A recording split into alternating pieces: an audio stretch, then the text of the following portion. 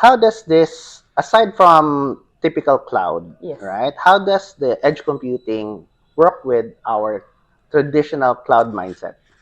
Okay, in the traditional cloud mindset, what we are doing here today, we really complement with the traditional customer infrastructure or the cloud infrastructure. So it's not a replacement, No, right? it's not. Yeah. It's not a replacement. We really complement them by making sure that whatever request that's coming in from the users are secure and are authentic before we point them to the origin of where their data center is, where their applications is.